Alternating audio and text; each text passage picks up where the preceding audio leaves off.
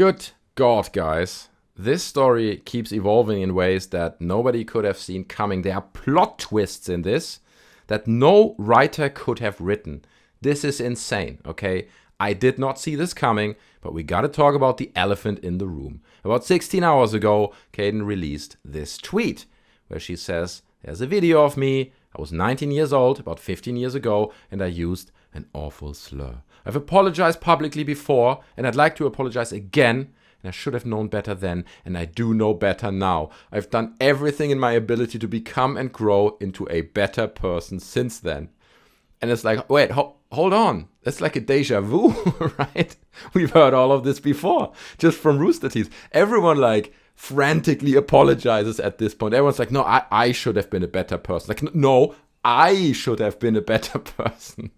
It's unbelievable. But the context of this is that a video surfaced at that time of Kdin using an awful slur in a video once, okay? And that's what it was at that time. Now, a few hours later, whole compilations surfaced of Kdin, where she is 19, so again, 15 years ago, using all kinds of awful slurs and inappropriate language and behavior, especially against Asian people, in a much longer video. Like there are literally, I don't know, I didn't count them, but it must be like 50, 60 different instances where she's using that kind of language herself, okay?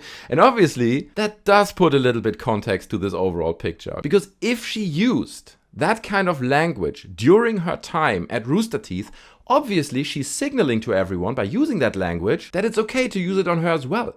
Right? If she runs around and calls everyone the F word, and then people call her back the F word, then, you know, that is a slightly different situation. And I just gotta say, like in the bigger picture, this is such a dumb move, okay, by Kdin. Because how can you come forward with a statement like this, have all these accusations against this company and how they treated you, when you know that you have a skeleton like that in your closet?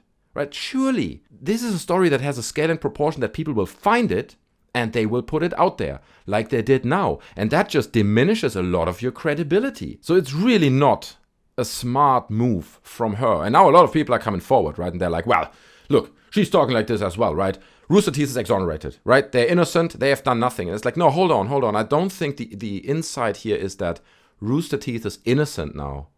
I think the insight is that everyone in this story is kind of shitty, okay? It does not exonerate Rooster Teeth in any way, in my opinion. It's just messed up all around, okay? And let me address these videos from Kdin as well, okay? Because I watched them and they are pretty messed up, okay? It's pretty inappropriate. It's pretty dumb. She was 19 at the time, okay? So that's an age where you're mature enough to know, you should know better, okay? You should know better than using these terms. However, what we see in these videos, mostly, at least what I've seen, is like two people, two friends, presumably, sitting in a home, playing video games together, throwing slurs at each other's heads. Okay, presumably, these are two people who are close friends who do that off camera, off microphone as well, and everyone in this room is comfortable with doing it.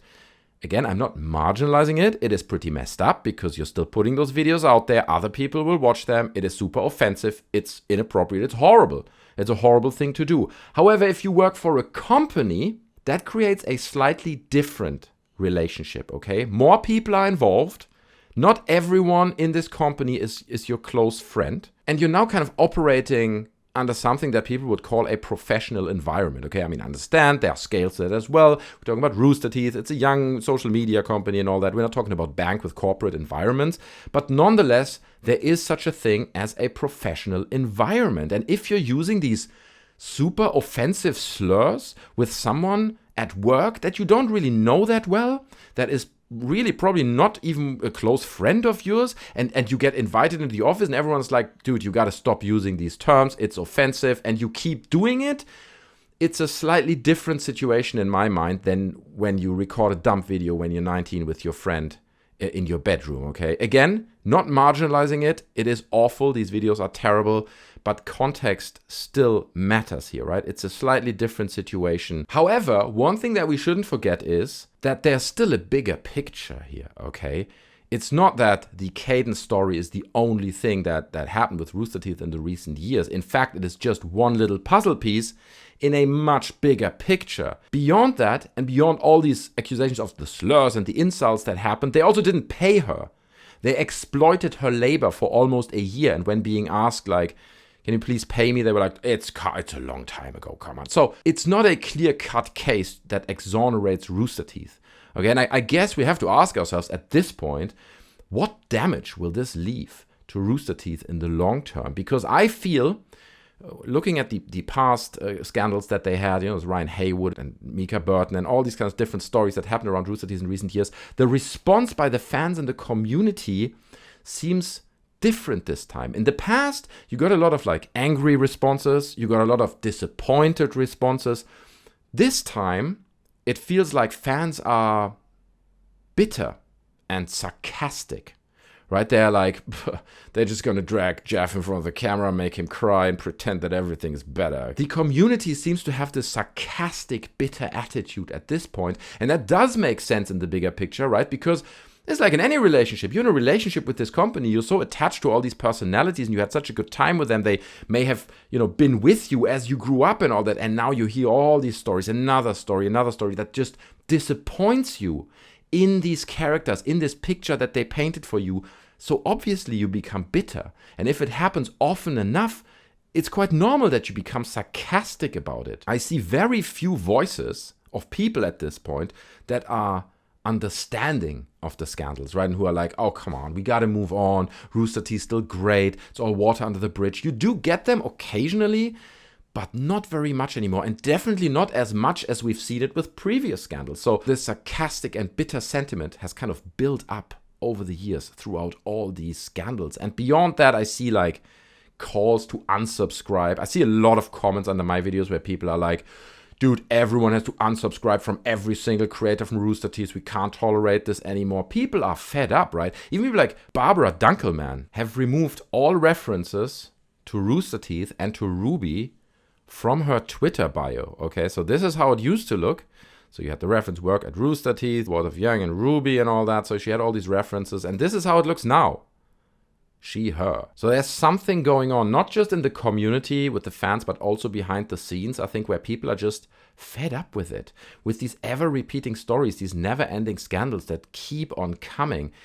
Obviously, we don't know subscriber numbers, and I swear to God, I would love to see those statistics, okay? I would love to see how many subs and first members did Rooster Teeth have, like, 10 years ago, 5 years ago, 1 year ago. How did each scandal actually impact those graphs? I would love to have those numbers, but obviously we don't have them, and we also know that they have a lot of channels, okay, that they support. But what we can do is we can at least look at the Rooster Teeth main channel on Socialblade. And again, don't get me wrong, okay, Socialblade is not like an accurate representation of what's going on, okay, like things like income of channels and stuff. You should never only rely on Socialblade. It is very top line and varies broadly. I mean, as you can see here, right, the estimated monthly income is between £800 in the UK or 14,000 pounds, okay, so that's like a really broad spectrum.